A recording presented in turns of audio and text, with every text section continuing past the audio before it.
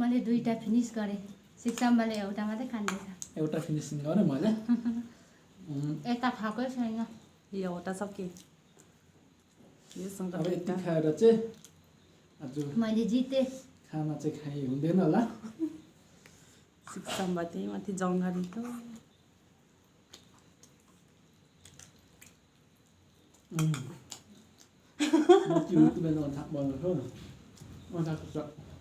यसरी दलेर खानुपर्छ। खर्सानी खुवाइ चाहिँ यस्तो छ हो, यसरी दलेर खाँदैछ। मर्छ भने भुँडी दुखेर। यसलाई फोल्ड गर्नुपर्छ यसरी।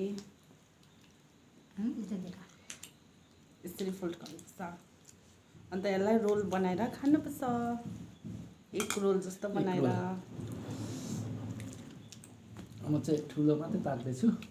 अघि ठुलो नै देखाएको थिएँ, तपाईँहरूले ठुलो नै है। यति फाइनल गएको भएर चाङ हो। यो एउटा खाइसक्दा ठिक्कै हुँदै रहेछ मलाई। मिठो बनाएछ। Ingado ipa changro. मैले बेसी खाएँ। Inga ipa chango. Inga 2-3टा कम्प्लिट गरेको यो। सुन्सिके त? हजुर। यहाँ कन्नु नेछि। कन्नु 4टा chango. अनि सिकाउनु जाँदा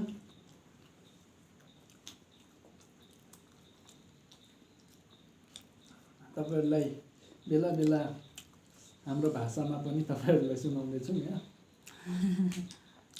र तपाईहरुलाई केही अनौठो नसोची नदिने।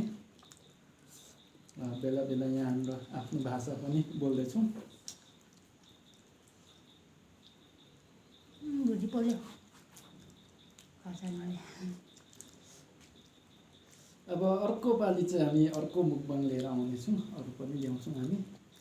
उत्तर दक्षिण पूर्व पश्चिमको पराठा पनि खायो भने। हजुर भिडियो छ हो यहाँ। भरे निकालिदिनु पर्यो। यहाँ लागेछ नि। सर्नेले भयो।